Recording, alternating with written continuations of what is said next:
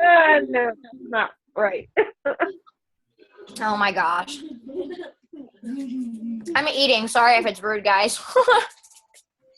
Hi, everyone. Hey. Hello. Hi, Angela.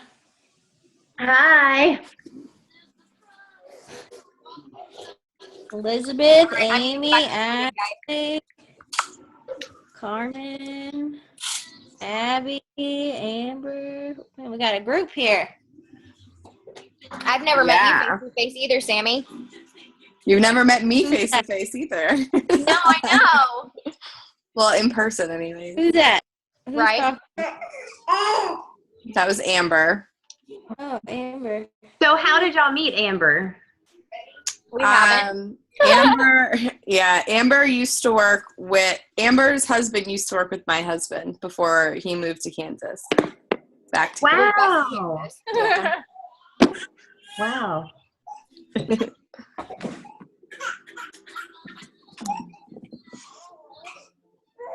All right. How's the house, Angela? I love it. It is so cute. It's just like a little cottage. It's just really but I was so tired because we were looking at houses all day today. It's exhausting. Do you like it there so far? I do. I think it'll be good as in closer to family, but then also we get snow here and it's pretty. So I think it'll be good. I mean, we're not buying a house yet. We're just kind of exploring the area, but we were kind of looking at neighborhoods today and it was fun, but tiring. Yeah.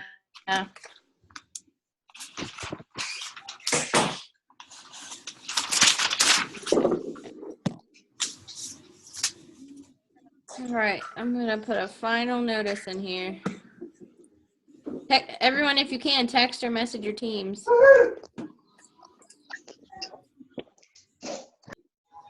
Eat your food. I don't know why you're only eating the bun off of it. You're going to get in trouble. I ate one bun off of it. Please water. They're all sitting and eating right now. Can you So bring that, baby? And please. Okay.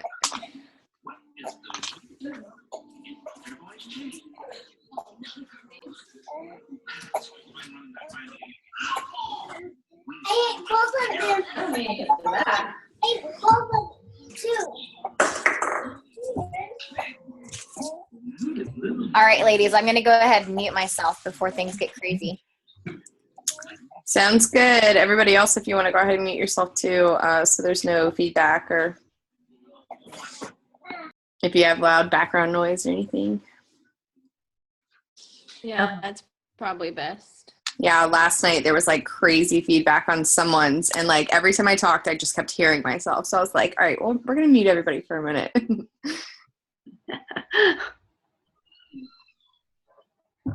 Do you have that ability to mute on your end, Ashley? Yeah, I can mute everybody.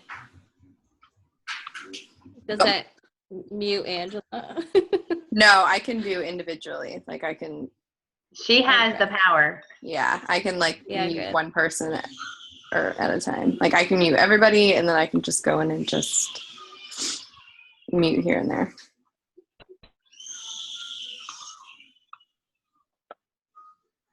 Mine just went crazy. Who's that? We need to find out who that is. We have someone we don't know. Screaming baby. Oh, that's probably me. Carter's in bed. You're like, oh, screaming baby. Wow, I'm so glad y'all can hear that. Okay. I'm gonna go fix that real quick one. Yes, it was her. Yep, she's muted now. Okay, should we give it another minute, Angela, and then we'll get started? Yeah, let's do at least one more minute. I have 8:01, so we'll do that. Okay. Now, I have your question. 8:01. Do you want to ask me as in like an interview style, or do you want me to just talk, or what are you thinking? I'm thinking kind of do an interview style so we Okay. get to some of these questions, and then feel free to expand and do whatever you want to do. I work best that way, so that's perfect. Okay.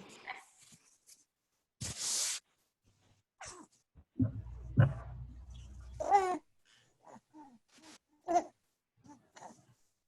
think that's another baby. Oh, go ahead. Becky, Hannah, Carmen, Ashley, Chelsea. That's not it. All right, good. Won't let me right. We'll see what it will. I think Ashley's coming back, then we'll start. I'm trying to tag my team on the page on my laptop, and it's not letting me. Yeah, I don't know. I mean, it's maybe a little late right now.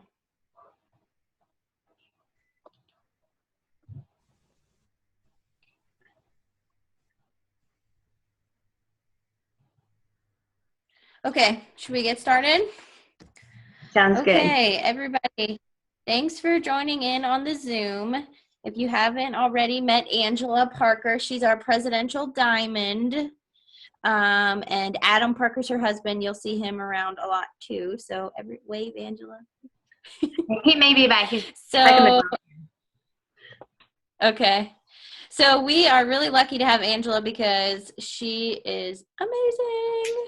So we're going to ask her some questions about enrolling distributors because I know everybody is either chasing that Ruby bonus or trying to get points for the cruise, and the big points come from the distributors. So I did ask them for questions, and so I think that the main questions people have is I guess we'll start with when you are working on enrolling a distributor, how do you respond to their concerns? Like, let's start with, I don't have the money. Like, what is your go-to response when someone says, I don't have the money? That is probably one of the most common things that I hear. So it's not something that is unique to you, because I know a lot of people will say, well, my friends don't have any money. But everybody hears that. That's like the number one response is, well, I don't have the money. The main thing to think about is if you value something, you can find the way to get the money. So sometimes, I will relate a story because a lot of people learn from hearing stories. So then I'll just say, you know what, I completely understand. Whenever I was looking to join, we did not have the extra money in the budget at all. But I knew that if I was going to, make a change and help my family, then this was exactly what I needed. And so I just started saving money each week until I had $100, and then I bought my kit. You know what? And we have a lot of people on our team who had like a garage sale and sold some things just to get the $100 to join. So I think that if this is something that you believe is going to change your life, then we can find a way to get the money. Don't let that keep you from getting started. And that helps them, kind of like, oh my gosh, she understands, like, and so I would just kind of use that as a maybe script. I don't like, you wouldn't say the same thing to every single person, but just in your mind think like, okay, I understand, I felt the same way, or I know somebody who felt the same way, and this is what they did, or this is what I did. So use stories to kind of help with objections. So another big objection that we hear all the time is, well, I don't think I'm a good salesperson, or I don't think I have friends that will buy. How do you answer to that one?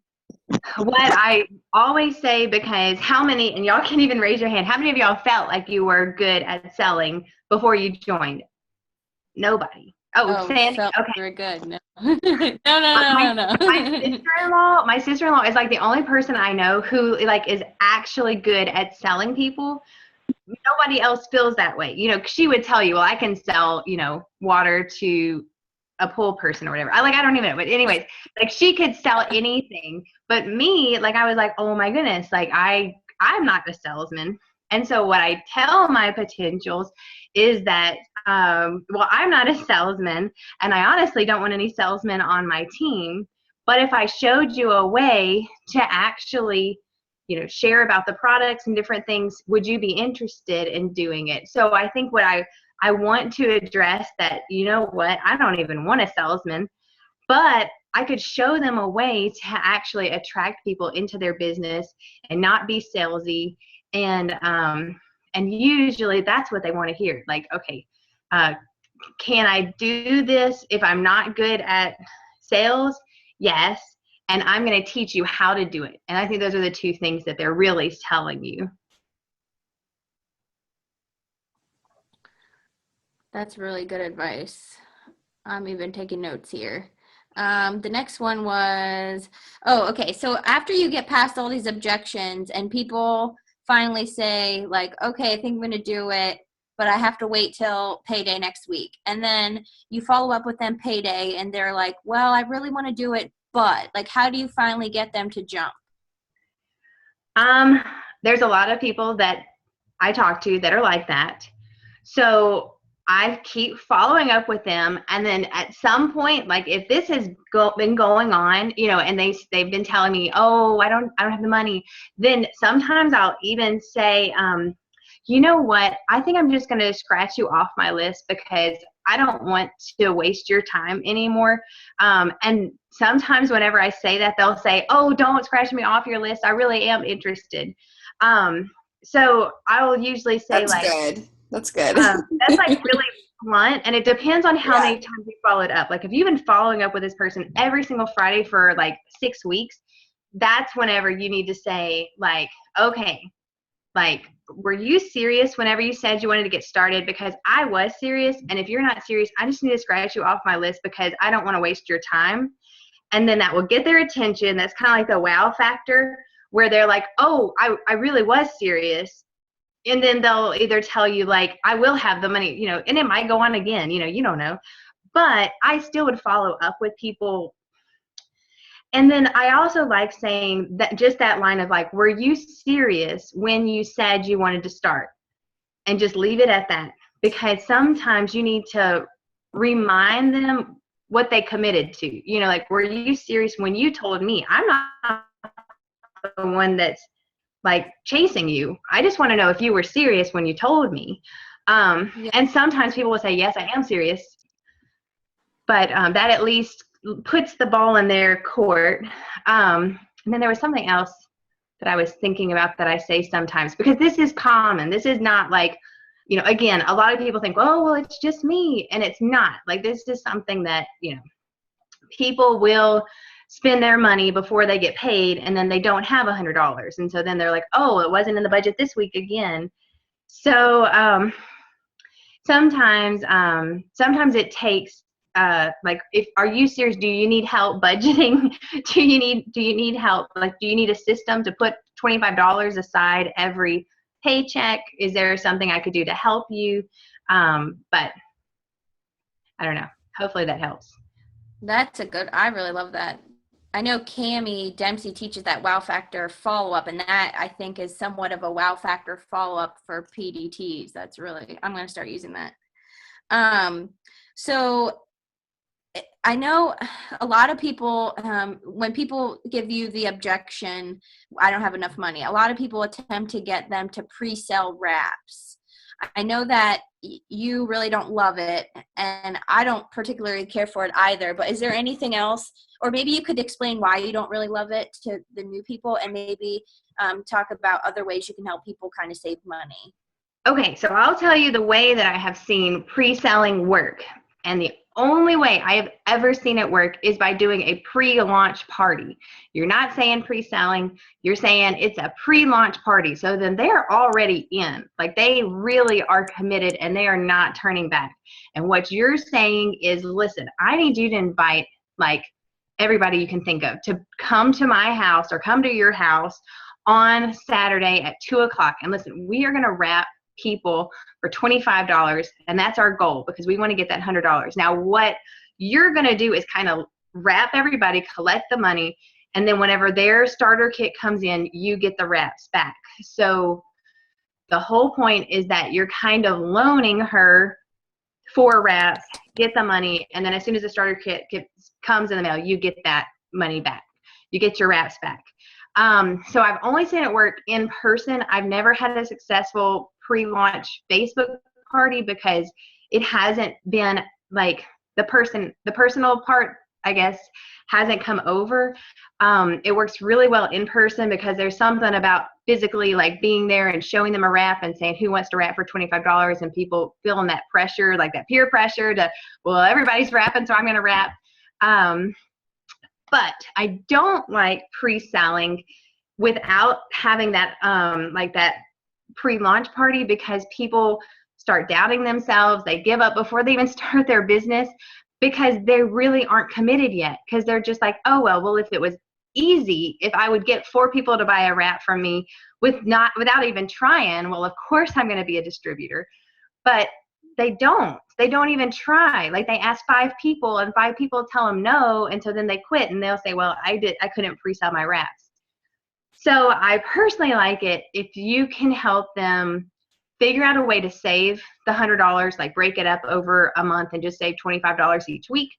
Or if you can sell some baby clothes, sell something in your house because everybody has stuff that they could sell online or whatever, these swap sites, not wrap related, something that they can just get the money in their hands. Because to be successful, you kind of do have a little bit of, Adam says skin in the game, but you have to be committed. You have to be committed to making it work. And what happens is whenever people pre-sell is they just don't try and they give up way too soon. And so then they'll never sign up because they feel like they were a failure before they even started.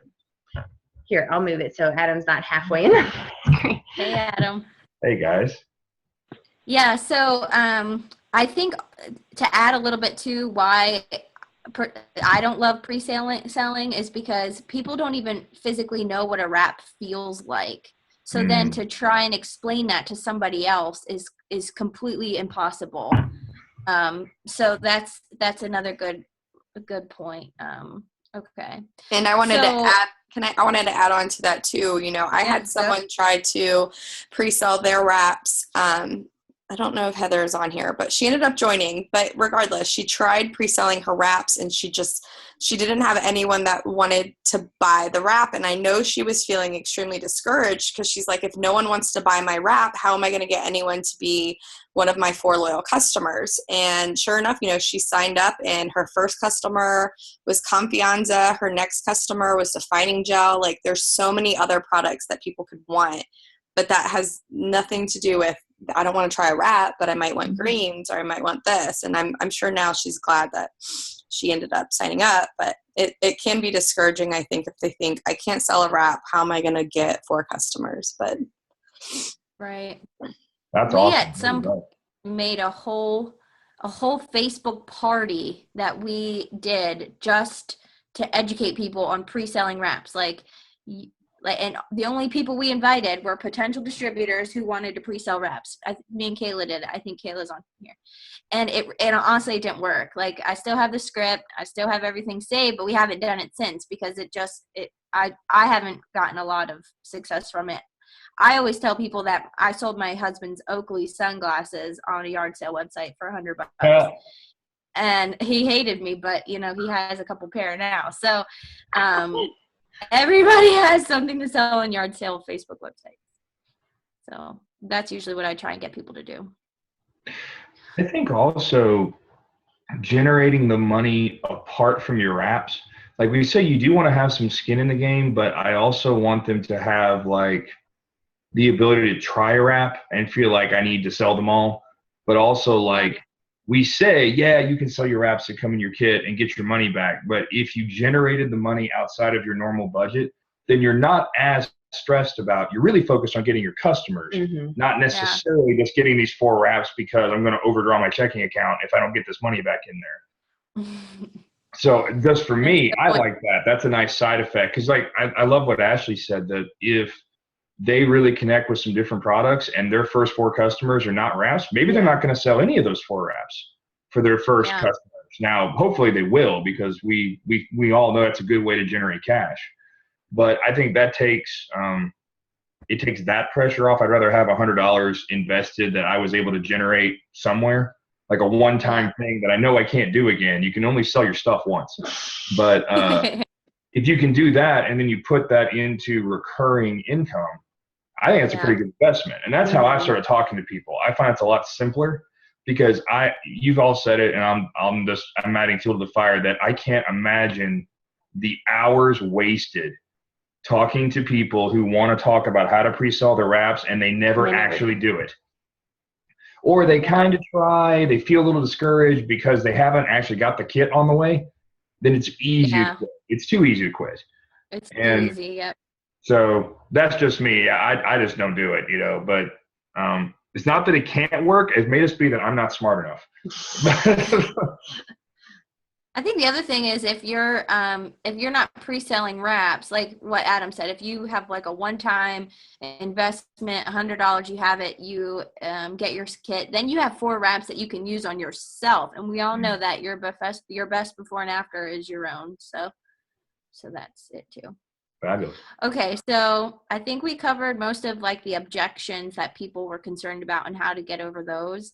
The next thing that people have ongoing questions about is social media. So we'll get into that a little bit. So so I want to talk a little bit about how you do your Instagram versus how you do your Facebook, because I know they're a little bit different. But just kind of talk about like posting, like what do you post throughout the day? When do you post? Why is it important? That kind of thing. I would say I post more regularly on Instagram because it is a feed, right now they're changing it, but right now it is still a feed and it's not an algorithm. And so like I could post every hour and it wouldn't show up like Angela in somebody's feed. So I usually am more but then so I'm usually more ready to post on Instagram, and then I might save those posts and only post like 4 of those on Facebook. I do kind of reuse the same posts. I just might not post them exactly at the same time. Whenever I'm posting on Facebook, I try to make it more like I'm talking to a friend. Even though I do that on Instagram too, I almost like try to really focus on like I'm talking to my best friend on Facebook, and I'll be a little bit more casual, where on Instagram I might be, because they might not know who I am. They might not know that we just sold our house or different things. And so sometimes I'll remind them like, we just sold our house. And on Facebook, I wouldn't say that because everybody knows we just sold our house. You say that. Well, I say that, but I got a message from a good friend, or not a message. She commented on a photo. It was like, "Did y'all move?" And yes. and that's fine. I would say she's a good friend. I mean, we interact somewhat regularly, and so that's the one thing I will say is don't assume everybody sees everything you post. Odds are they don't. That is true. That is true. Oh, I knew that was going to happen. There's a chandelier in this room, and it's really low, and I was like, Adam's going to bump his head at least 10 times during this trip. Instagram is more selective, like high quality pictures, where Facebook, they're usually people that and they're usually a little bit more like casual, and like they'll give you some grace if your picture doesn't look perfect. But I would say it would be best if you had great pictures for both. But that's just something where I love you, baby. She won't go to sleep. And so that's something that if you're trying to build on Instagram, you have to really be careful. Like just make sure that your photo quality is like high standard and that you're not posting blurry pictures and really dark pictures, But I do like trying to talk in like first person, like this is something that I use, this is why I like it, because I feel like that's how people talk. That's kind of like it doesn't sound like an ad if I'm saying this is something that I use whenever I'm tired and it helps me, make it through the rest of the day. or I'm so glad I have this because I'm tired and I need to make it through the rest of the day. But that's just like sharing a story versus posting an ad. I think mine froze a little. All right. Can you hear me? Yes. Okay. So on Instagram, I like to think of Instagram as like kind of dating. Like you start really casual, then you kind of start as friends, then you go from there. Kind of walk through like your progression of how you like you follow someone new. How do you then go through and kind of add them to your warm market? I can tell you how she did it. Okay, Kayla, how did I do it? Yeah. Well, for me, what Angela did with me is she followed me for, she started following me, and then she commented and would like on at least one picture, or she liked every picture I posted just about, and then would comment a couple times in the week. So I was kind of like, oh, she's really nice. But she was like consistently like commenting and liking, like nothing business related. But she didn't reach out to me. I reached out to her, obviously, so it's a little different. But it was a continuous, like when she says she keeps people at the top of her list to make sure that she's liking and commenting regularly, like that's, like I have push notifications on for all of my potential distributors. So every time they make any post that I get right on there and like their stuff and comment. So that's what she did for me. And I would say that's how I would definitely do the turn post notification on whenever you follow somebody who you're like, ooh, like I really think they'd be good at this and they're not selling anything yet. I would follow them and I would like a few pictures, like maybe 3 pictures I might like right off the bat and comment on one of them. Usually they're a mom, and so I'll try to find a picture of their kids or something like that. And then I'll turn post notification on. So then next time they post a picture, I'll be the first one to like it. And then, you know, I'm not a cold messenger. Like that's not how I feel by any means. But if they like one of my pictures and I've already been liking theirs, then I'll say, you know, like, oh, I usually don't send very long, but just like, thanks so much for like my picture. Could I send you some more information? But I usually don't like go into a long like message or anything. But a lot of times I just try to connect them on Facebook. You know, like I'm like, we have been liking each other's pictures. Are you on Facebook? It'd be so much better for us to keep in touch that way. And sometimes whenever I get them on Facebook, then I can really like talk to them more. But that's another tip, is just to get them onto Facebook from Instagram.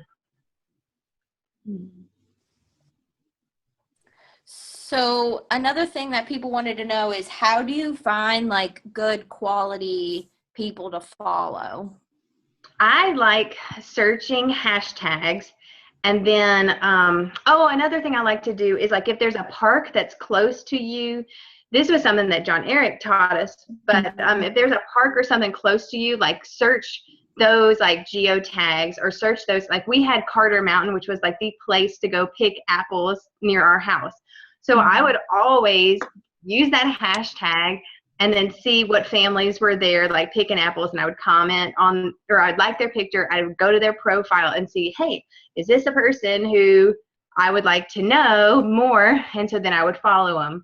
So if there's a park, if there's a children's museum, places where, if that's what you are, if you are a mom, if you're not a mom, then, you know, go To where you go. Yeah, you don't have to do that. That's just me. And so that's what I do. But like museums, children's museums, parks, and then just look at who's already there hanging out and taking pictures. And if they have like cute pictures of their kids, then I would go and, you know, follow them or like a few pictures. And so that's pretty much it.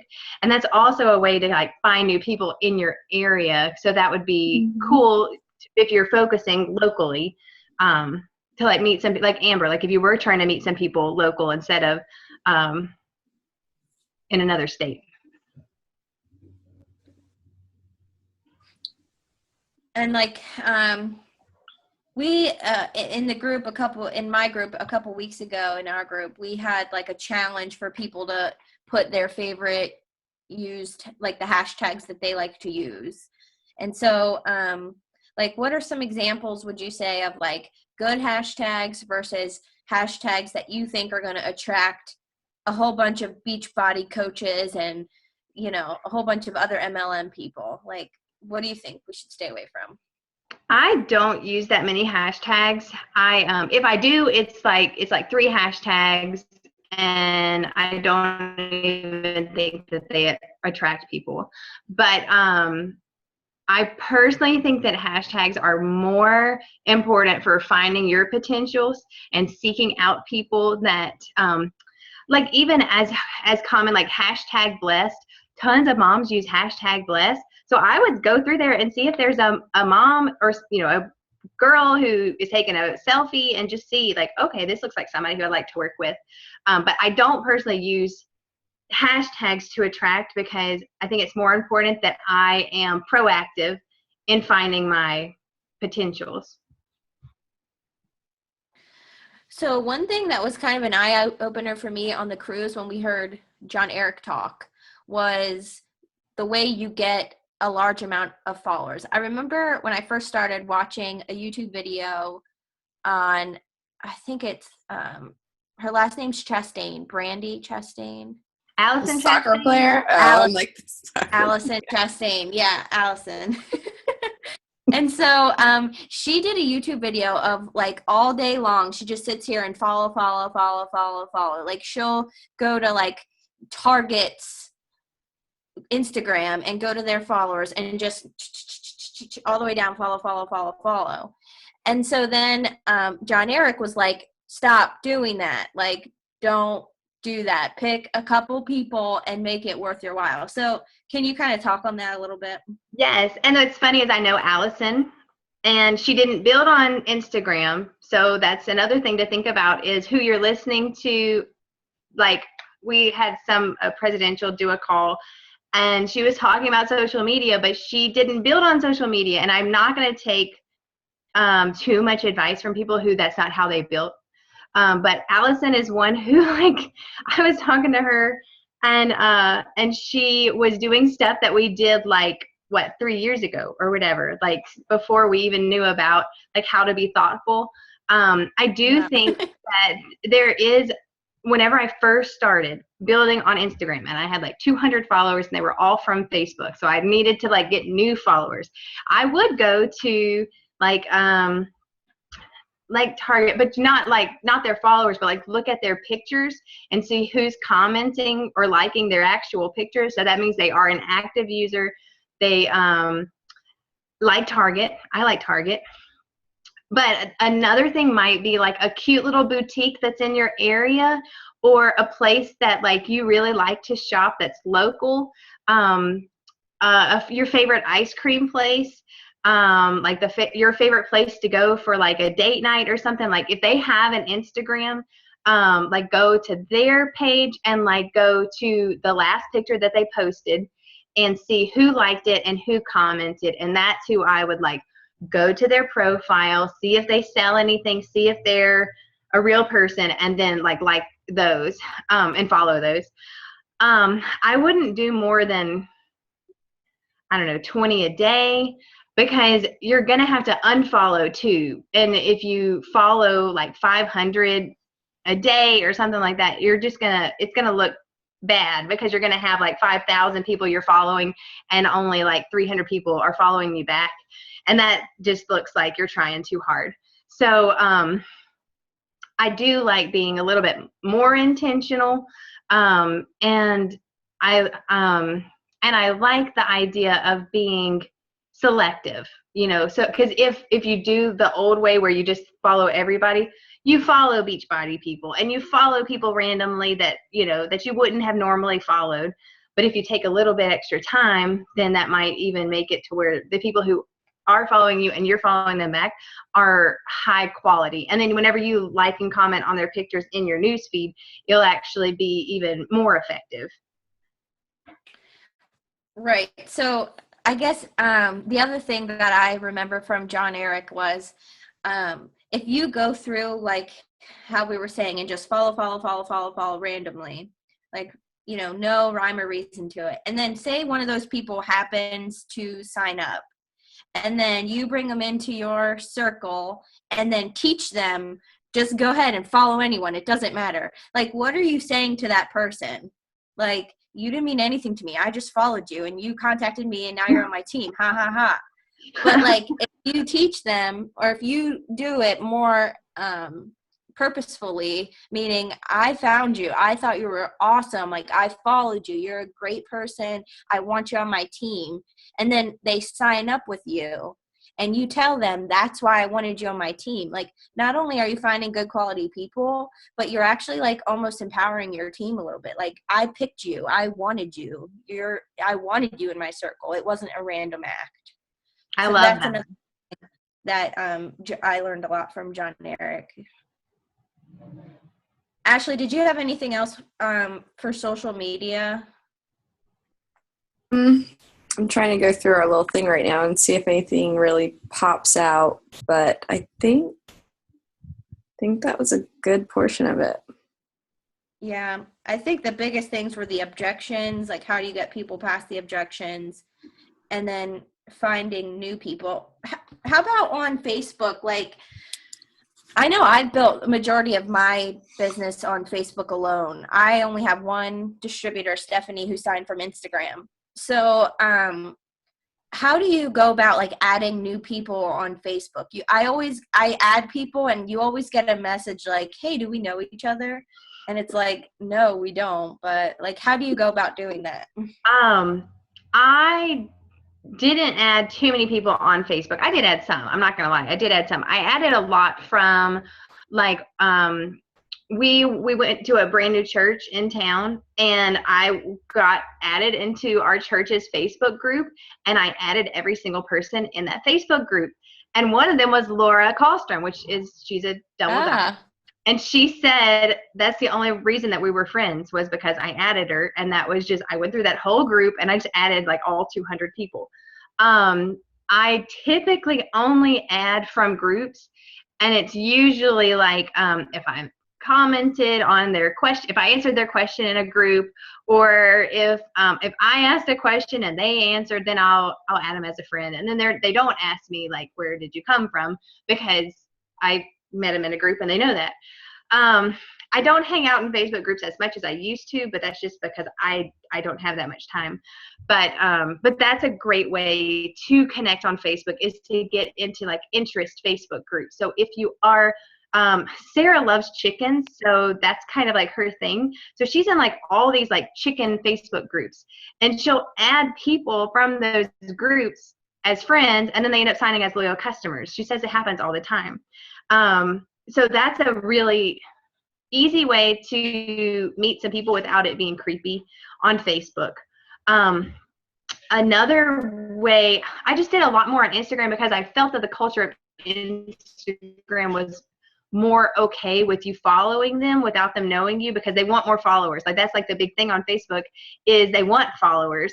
And so I never got like, why are you following me on Instagram? And so that's whenever like I transitioned to Instagram, and like I really was able to meet a lot of people quickly that I didn't know without it being creepy, I guess. Maybe it was creepy. Kayla can let me know. One thing real quick with Instagram, I know this is like I think an ongoing discussion. What do you think is better, a private or a public Instagram account? I honestly don't think that it's going to hurt you either way. I think it's more important of what you do. Like, if you're intentional about reaching out and commenting and liking, then they're probably going to ask to follow you. The only thing, like, I went private for a very long time because I was trying to use hashtags, and I was always getting like spammy comments. So I went private so that I could use hashtags, or not use hashtags, honestly, because they don't work whenever you're private, but I wouldn't get any spammy comments. And so I went private for a while, and then I'm public now, but I think Amber goes back and forth between public and private, because she'll get like a creepy message and then she'll go back to private. But so I think it depends on you. You know, like you're not going to be like discovered on Instagram just by having a public account. Like you actively have to go out and seek new followers and new potentials. And if you're doing that and you're doing it thoughtfully, then they're going to be like, who is this person? And they're going to go to your profile. And if you're private, they'll request to follow you. And if you're public, they'll check out your 9 squares and they'll say, oh, she's pretty cool. And then they'll follow you. Thanks. Can I add a little bit in on that? Yeah. You don't care. I went back and forth too. And what I found with the private is I would get really excited because people would follow me. And then like a couple of days later, they'd unfollow me. So it was kind of like fake followers. And then the people that I've gotten being public and they actually follow you back, I feel like I've actually built relationships with those people because, you know, it wasn't like they didn't think I was just like another It Works girl or whatever. Like they genuinely saw that I had a kid and they enjoyed my page. So the people that followed me back, me being public, I felt I've gained like better followers from them being private. Yeah, and that makes sense because like when you're public, they can see your page without following you. So they obviously have to like something that you're posting or you're doing for them to follow you. Where if you're private, they could just be curious and be like, let me see what this girl's about. And then if they see, you know, It Works all over your page or whatever it may be, they may be like, oh, I don't want to see this anymore. And then unfollow. Yeah, that's what I've done. And I would get so pumped when I get all these followers and I went private. And then I was like, oh, wait, they're not following me anymore. Like a few days later, it went away. So, but that's another thing. I like if I go through like a big, like I don't follow a lot of people at the same time either. I know like Angela does, I keep it small. But if I do go through like a spurt, I guess, I would like really clean up my Instagram before I go on like a big following commenting spurt because you just don't want them to see It Works first. So I make sure I clean it up. Clean up that's squares. a good point. And I think we talked about that a lot in our group, so that's good. Okay, I'm going to ask a couple questions that people want to know, and this is kind of like after you sign the distributor, and then I'm going to open it up for everyone else. So if everyone else wants to write down a question or think of something that you want to ask, we're going to open it up in a minute. So this question came up a couple times. So after you sign a distributor on your chart, whether you're an executive, a Ruby, or a double diamond, like what's your strategy for replacing like a dead person? Like I know it's a loaded question, but a lot of people wanted to know, and I have my own thoughts, but if you have like your top line person is dead and you place a distributor under them to kind of take over that leg, but then they die, like do you keep stacking or do you just put it back to your top line? Okay, that's a good question. If they have residual volume, then you may want to stack. If they have 0 residual volume, then I wouldn't care about it and I'd put it back on my top line. It doesn't matter in the long run because it all compresses. The 2 people, if they're not commission qualified, it's like that person is on your top line, but sometimes it just makes your charting simpler if you go ahead and start fresh on your top line. But if there's no residual volume, like it's 0 volume, then you can put it on your top line and it doesn't really matter. Yeah. I always say same thing, like you don't want to waste volume customers. Plus, and actually Kayla taught me this, like you never know when someone might want to restart. So that's very true. It doesn't happen a lot. I wish it happened more than. Yeah, and it's not like if you do it's not like if you do say your top leg quit and you put someone under them and then say that person builds themselves to Ruby and that top person wants to get going, it's not like that person's all going to suddenly be a Ruby. Like they still are going to have to build the rest of their legs to even benefit off of them. So it's not like you're like helping that top person out for doing nothing. But I've had people too, like say, I've told them like, hey, like you haven't been with me for a while. So I want to let you know there's like a big team under you. You just kind of have to get your other leg started and you would be set. And then I've actually gotten quite a few people that way. So they know they have to put in the work, but it's kind of like okay, you just happen to kind of have a team under you. Yeah. Or you want to give us another shot. And I've had that happen. Not often, but it does. Yeah, not often.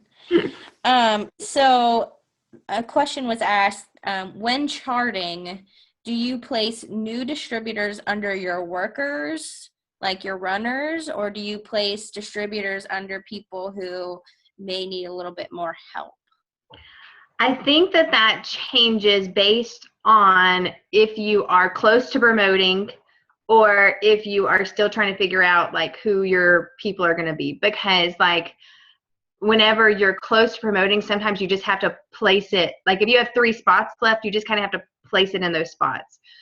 But if you are like trying to figure out like, okay, I need 2 working legs to go Emerald, and I'm not really sure, like looking at my chart, I have like an executive over here, but I'm not really sure like who's actually going to be the Ruby, then you might not want to build somebody like all the way to Ruby without like them signing a distributor or them showing you that they can do something. So sometimes I would go ahead and like place on my top line and say like, okay, like this person might be, and like I might give all 3 of those people a chance, like y'all show me, if you start like signing distributors, then I might be able to place somebody under you.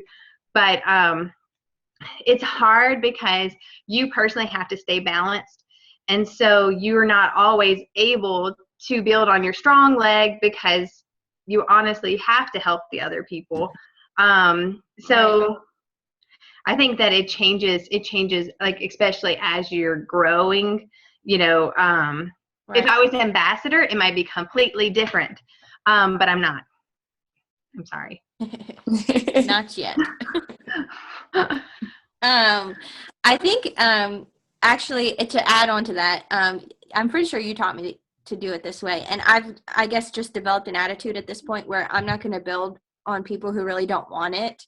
So what I think you taught me and what I do occasionally is sign a distributor and then say like, well, I mean, I have Ashley on one side, so obviously one of my legs is completely taken care of.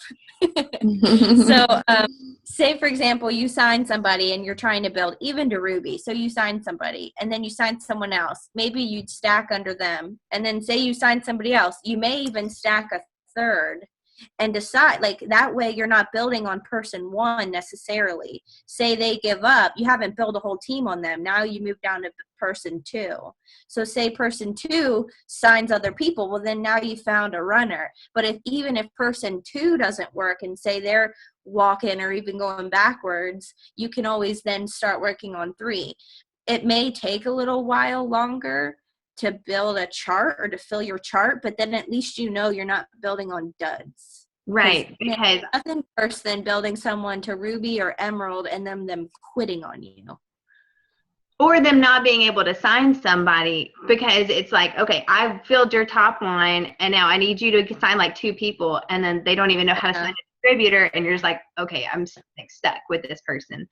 So yeah, right. I think that I've learned that, I would say the hard way, but that it's true. You might print out your pretty chart and think, oh, I've got my Ruby and my executive, but the people that you signed, they might not be Ruby quality. They may be a 400 box, and you don't know that yet. So it's hard to like start building people to like Ruby. I do like stacking, especially once you have the luxury of stack. Like if you are trying to get that Ruby bonus, you probably don't have the luxury of stacking people yet. But if you're like, maybe you are diamond or you're charted for diamond and now you're trying to like firm up your chart, that's whenever I would start like stacking. Right. Good advice. This is a really good question. Sarah Sands, she's on this. She asked this question. She wrote, several ambassadors and presidential diamonds have spoken about focusing on building your business to at least double diamond before taking on the task of a leadership role, because it can be time consuming, like having your own Facebook group. At what point do you recommend DTs fraction off to create their own subgroup or have more of a leadership role? That is a great question. And I would say that depends on your personality. because if you are like, I started my own Facebook group whenever I was in like Emerald, because I had a voice and I wanted to lead my team. Now looking back, that was like really tough. Like, I don't know why I did that, because it put a lot of responsibility on me, like a lot. Like, I was the one that was answering all those questions, and I was, really spending a lot of time supporting my team whenever I really didn't, like, I don't know, but it worked out. Like, it worked out. But it does take a lot of time to have a successful Facebook group.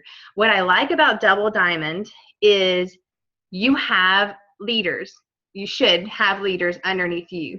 And as a team, you, your Diamond, your Emerald, and probably some Rubies can work together to supportively, manage the team page. Before that, like even at Diamond, it's hard because a lot of it is just you. But it depends. Like, if you are somebody that does have like a voice and like really like makes videos and things like that, I would definitely have a YouTube page. I would definitely have like a group message, and I might tell like all my people, like, subscribe to my page or follow me on Periscope. I'm going to like make a video for you every day or every 3 days or whatever. Like, I would not stifle your voice if you're like an uber red, which I had no idea what that was, but I realized I was one, and Sammy is one too. So Okay. Yeah, I always recommend everybody. Obviously, we have our own group page, but everybody in and underneath has their own little sub team. So it's definitely important to be in at least a Facebook message with your entire team, your entire downline. Because you need to be communicating every single day. Something that I've recently started, and some of you might have noticed that, is that each morning I check in with my leaders about their goals for the day, and then I'm challenging them to push it down to their team. And Kayla can vouch for this. I'm prior military, so we have layered leadership in the military, and that's what I learned, and that's what I'm trying to bring to my team is, you have your leader, and then you have your sub leaders, and then you're even further down all the way to executives or leaders of their own team. So that's what I'm really trying to push. So everybody should at least have a Facebook message with their team prior to a group page. yes, and I like a Facebook message.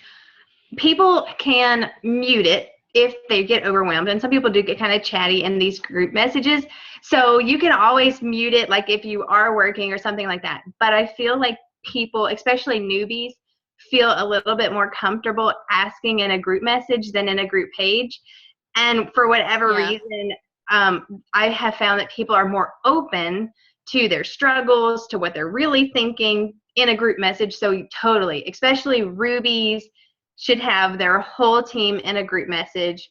And then if you are a Diamond leader, I totally would have like all your leaders in a group message, and I have most of the Diamonds still have a group message that's probably like 24 plus people. So that might be a little big, but definitely talk to your leaders. Yes. Another question was, if you have a distributor on your team that is thinking about quitting, what do you say to them if they're thinking about quitting, or if they really haven't even given it a try? A lot of this goes from whenever you start your distributor and you find out what their why is, like why they started, if they started to pay for dance lessons, or if they started to make, $500 a month. Sometimes people need to remember why they started. And so, you started this because you wanted to, put your daughter in dance lessons, and you're so close to getting to that point. But right now, I know it's tough, and I know you're having a bad day today, but I want you to see all these seeds that you've planted over the last month and a half. They're about to start coming through the ground. And so I always talk about, this is a harvest where you have to plant seeds, and then you have no idea whenever they're going to sprout. And so I'll remind them, they have been planting seeds. And a personal story is that I was a loyal customer first, and my enroller, who was my distributor, quit before I was ready to sign up as a distributor. Even though she's the one that sat me down, she wrapped me, she showed me that income chart, and I saw it, and I was thinking, wow, like that would be amazing. But I wasn't ready to be a distributor. Well, she quit before I was ready. And then one of my friends on Facebook was posting about using the wraps, and she quit before I was ready to be a distributor. And then another one of my friends was a photographer and decided to sell the wraps on the side, and she quit before I was ready to be a distributor. And then I met Carrie Ann, who was a double diamond, who I saw, she was consistent, she was posting every day, she was answering my questions, and I felt like, wow, okay, this is somebody who I can trust, who's not going to quit. And so I signed up with her.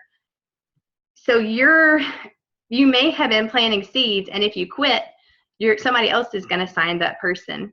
So why are you giving up before you've even gotten paid for all that work that you did? Sometimes that helps, but a lot of the times people just had a bad day or a bad week, and they need to be reminded that this is something that can change their life. It does take time and it does take effort, but by quitting, you're not going to change anything. And so why not keep trying and work for your why you joined, and then let's change it together. That's really good advice. Ashley, do you have anything else before you're cracking up at something? Oh, sorry. I saw Erica and I just saw baby booty for a minute, and it startled me. I was like, what is she doing over there? They won't leave me alone. Sorry. I had to do a little bit of a double take. I was like, what is this? That's cute. Aww. No, I don't think so. If you don't have anything else, we can just open. Go ahead. Nope, I'm good. Yeah. So don't unmute if you don't have a question, but if you have a question you want to ask, then go ahead and unmute yourself and ask your question. Anybody? Amy, unmuted? Yeah. I was going to ask for Instagram, what is the best way to lay out your photos? Like, would it be like squares or, like I'm trying different ways, like to either do the squares or to do different, like, with the white borders and stuff like that. What would you guys think would be the best way to attract? I really like the white borders. I like it because people like things that are bright. And so by adding that white border, it kind of brightens up a dark photograph. And it makes your profile, when they look at your whole profile, it makes your whole profile look bright and attractive. I like to vary it sometimes, and sometimes I'll do a circle instead of a square, but I like squares, and so I do a lot of squares. But I do like using the white border. Okay, thank you. I have a question. Who is that? Who's talking? This is Kimmy Jo Wellman. Yes. Hey, Kimmy. Hey. So you guys talk a lot about videos and when you do videos to make yourself stand out more and make your video will show more on your page because of the algorithm than if you just post photos. Yes, that's true. Another thing that I found about videos is that people feel like they know you. If they watch your mannerisms and they hear your voice and they get to know you, they're much more likely to message you and ask you a question and feel like they know you, like you're sitting beside them drinking a cup of coffee. So if you are comfortable with making like how-to videos or like that sort of thing, like that would be so much more value than doing a like a product tester post or something like that. Like if you can make a video and show people like who you are, that you are a person, you're not just, you know, somebody behind the computer posting random pictures, then that will attract people to actually buy from you, because people buy from you before they buy products. So you have to sell yourself first. So I love videos. I'm honestly trying to do more videos. I'm trying to get out of my comfort zone. But if you're trying to be like one edge above everybody else, the number one thing you can do is do videos, and do like, even if it's just you reading like a motivational post, or you showing how you mix your greens in the morning, or what you take every morning. Like, you know, you might say like, this was my breakfast and these are the supplements I take with it. Or, you know, I'm just throwing out ideas here. How you make a smoothie with your ProFit. Like that would be a really good video, like making it in front of everybody and showing them how to make it. That's also shareable, because people, you could even say like, you can use ProFit or you can use your favorite protein powder, and people might actually share it because they like the recipe. And Facebook is good for shares, because that's going to get you in front of new people. And videos are more likely to be shared, like how-to videos and motivational type things are more likely to be shared than like anything else. Okay, and then just one more thing. I'm sorry to take time, but I'm a up for the challenge kind of girl, and I love it when you guys challenge us or say, okay, today I challenge you to do this, or if you want Ruby, like what you're doing right now with the Ruby and things to do. So now I do videos. Thank you, Angela. And today I text messaged 45 people individually because I'm getting to Emerald. I have enough people. Now I need more people to help those people. So anyways, I just wanted to thank you guys for that. And that really helps all of us. I'm still really new, and I'm always that person that works best when I have like I'm right at the timeline. It's when I kick it into high gear. So you guys always have me on a strict timeline. So it really helps me keep kind of trudging along when there's a dead, like I had a whole month of nothing, but I'm still smiling. So thank you. That's awesome, Kimmy. Absolutely. Anyone else have questions for Angela? Hi, Angela. That's all right, Sarah, go ahead. You just unmuted yourself. Oh, sorry.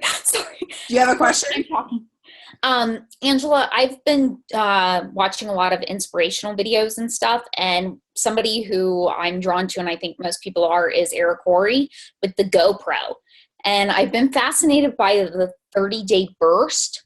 And a lot of people have talked about it, Jocelyn Yates. And I was wondering, did you do this and when? And have you only done it once or several times? And what was your return on it? Yes. Okay, so whenever I first started, the first thing I did was listen to GoPro.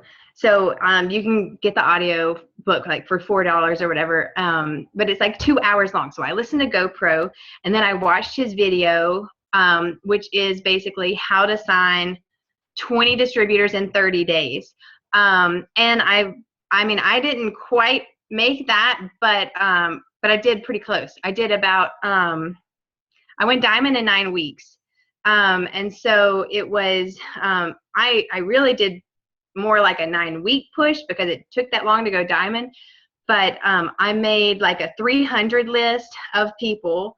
I messaged every single one, and the whole idea was that, like, this is what I'm doing. You know, are you interested? Can I send you some more information? Can I talk to you on the phone? I talked to more people on the phone than I probably ever had because I hate talking on the phone. But it's true that whenever you talk to people on the phone, they end up, you know, probably signing with you. what the deal is with like bursting your energy for 30 days is your confidence goes up because you're talking to so many people and somebody's going to say yes. And then you're saying the same things over and over and over. So you're efficient in like how you're answering questions, and you're able to sign more people just because they hear your energy and they want to be a part of it. If you've already been in the business for a while and you're doing a 30-day push, like, maybe 6 months into the business, I would tell people, that, listen, I'm relaunching my business. Even if you're a diamond or whatever, they don't know what you are. I'm relaunching my business and I'm messaging you because I want you on my team. Can I send you some more information? You may not know what I'm doing, but I'd like to share this with you. If you can pique their interest, just so that you can like present to them through a video, through a party, through meeting with coffee, to talking on the phone. Like if you can get pique their interest enough so that they're ready to talk to you, then that's like the key. But yes, I love doing the 30-day push, and I would say I've done it maybe twice. I would say I've done it twice. But first, like whenever I first started, like that was whenever I totally like planned out like 30 days, and it was crazy, and it was so crazy. Now, how would you, I'm roughly 4 months in. And when I first joined, it was the push of, okay, email, message people that you're excited about. And at that point, I didn't know enough and totally, in retrospect, did the diary of the mouth. Yeah. So when you get people that are like, no, I'm not interested, how do you then go back now that you have more knowledge and like put that like proposition out to them? I would message them again, or call them, or text them, or however you're in communication with them, and let them know, listen, I'm still thinking about you. I know that I was really excited and I probably gave you too much information, but this is a very simple business. And if you give me 5 minutes, I would love to share it with you, because I feel like you would be able to take it and make it, if you know like what their backstory is and what their dream may be, I would go ahead and put that in there. Like, this may be what helps you build your dream house, or this may be what helps you pay for your kids' college. If you know what their why is, I would put it in there. If you don't know what their why is, then you can be a little bit more general, but it depends on your relationship with that person. If you can, like my sister-in-law, the only reason she joined was so she could put her daughter in private school. So I could remind her that you need to do this because she's not going to be able to go to school if you don't work. And so being able to talk about like their why, and just say like, this could be what helps you achieve that, and apologize for maybe being too excited whenever you started, because we all do that. You're not the only one. Okay, thank you. I think Becca had a question. Okay, just trying to figure out how to use the Zoom. There you go. I want to start off by saying that all the 411 on Instagram has been awesome, because neither one of us have an Instagram account or know how to use it. So, and then I watched Sammy's video earlier of the Facebook, Instagram, and that was very helpful. I just have a quick question because I'm so new. What happens with my loyal customers that are under a distributor that I signed if I lose my distributor? If your distributor quits, that you and you place loyal customers underneath them, those loyal customers basically get paid as if they were on your top line. So if you have a distributor that's not commission qualified, everything underneath them gets bumped up to where it's a level higher. So if you just have one distributor, then those loyal customers basically end up on your top line. Even though if you were charting, they would remain in that box. The way that you're paid, it's affected as if they're on your top line. So I'm not too concerned about moving people. We move people all the time. But if they do quit, it's fine. You actually get paid more. Okay, thank you. I was a little confused about that. I was like, oh, I don't want to lose my little customers completely. So Yeah, good You question. just don't want them to cancel their account. right. Okay.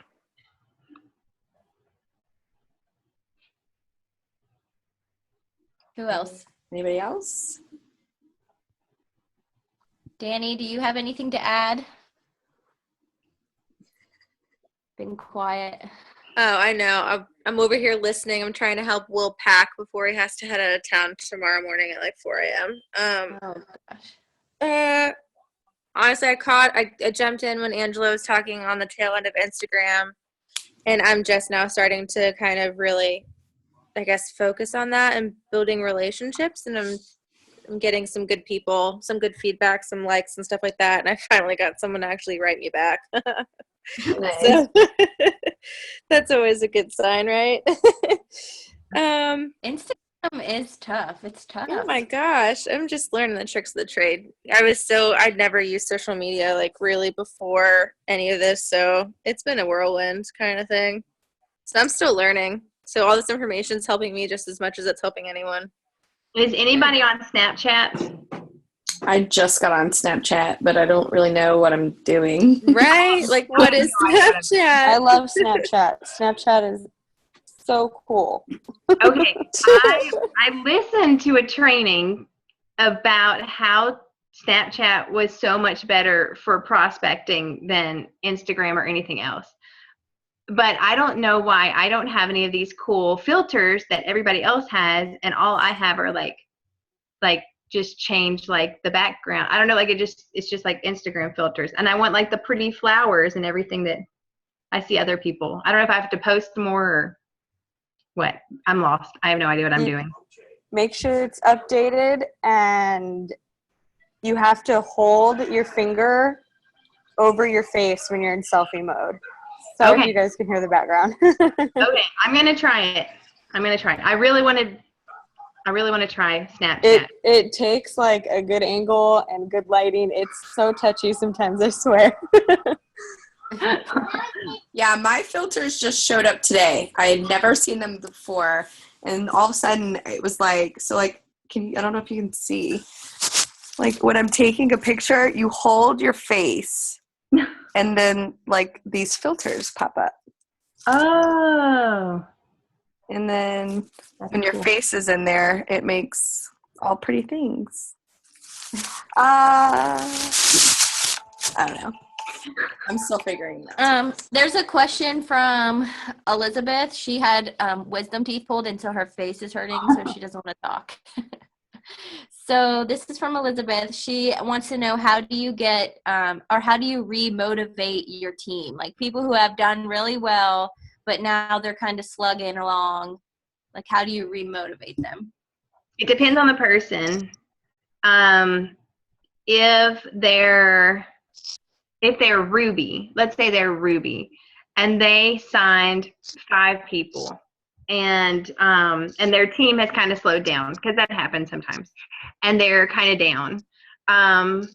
It depends on that person, but then I usually remind them, like, listen, you signed 5 people, like, go out and sign 5 more, because obviously, you're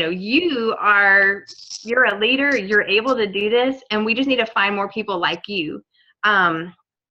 But there's some people who you just can't motivate. Like I have a girl, she did incredible last year. She signed a year ago. She went Ruby very quickly. She had another girl underneath her who was boxed for Ruby, and she ended up quitting.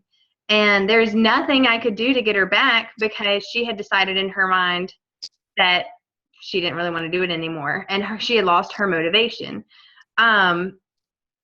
And so I as much as it hurt, I just kind of had to let her go, because there was nothing I could say. It was something inside of her that she either need that money again or something else, because her why wasn't big enough. That's really what the point was. Her why wasn't big enough. She just wanted extra spending money, and whenever she made $500, she didn't really want to do it anymore.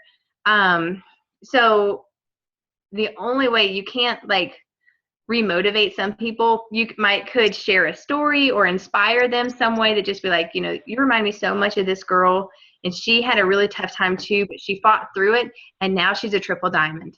And sometimes people need to hear a story to remind themselves that they can do this, or they need to watch a YouTube video, or they need to read a book and get inspired again. But it's really hard to like motivate people. It has to come from within themselves. Just to add to that, I've had so many people quit, like so many people, and it hurts every single time because you feel like you put so much effort into them. But at this point, like my mentality is this: if you're not running just as hard as I am, I don't want to invest a whole lot into you because you may just turn around and quit. Or what's a good way without sounding like a complete jerk? I guess if you're not taking it completely seriously, then I don't take you completely seriously. You know what I mean? So you can lead a horse to water, but you can't make them drink the water. So if somebody is not working and reciprocating the relationship, then you shouldn't continue to put so much effort and energy into them. Because they're not putting effort or energy into their own self. So why really should you? So it hurts. Trust me, it hurts, especially when you've built them, and it really pulls at your heartstrings. But you just have to kind of suck it up and go find someone else. Good question, Elizabeth. What else? 8. I kind of had a question on with like dead legs and stuff. So say you have your emerald chart and, one of your 400 boxes is basically a dead leg. They're not working. They have no one underneath them, except distributor wise. When do you think is the best time to replace them? Do you think the next distributor that you sign, or should you fill in your boxes first and then go back and replace that distributor? Like what do you think is the best way to? But what I always did was I got boxed in first, and then I went back to my top line, just because you're not going to promote if you're not boxed in. And so I made sure I was boxed in first, and then I went back to my top line and maybe stack a person if they had, 100 BV, but it wasn't 400, then I might stack somebody underneath there. But if you have a lot of distributors that are like a lot of like, if you're signing like 6 a month or something like that, you can be a little bit more selective, or not. You can be a little bit more generous, I guess. Not selective. But if you're only signing 3 a month, then it's like, okay, I need to be boxed in, and then I'll go back up here and stack. Wow. I think it also depends on your team. Like for example, if you're a emerald and you have 2 really strong rubies under you and they're signing a lot, then you, again, even if you're not signing a lot, you have more flexibility because you have a really strong team under you that are working, right? Yeah, I think will it's say case by case. Yeah. So I have a dead leg on my top line that I have to replace before I promote, because it's been a year and they're canceled and they're done, and I still haven't replaced them. So that's something before I go triple I have to do, because at this point I don't have a 5th qualified leg. So it just depends on what situation you're in. And so that's important. That's one of the reasons why it's definitely important to stay connected with your upline, because that would be a question that you would probably want to ask at that moment in time. Right.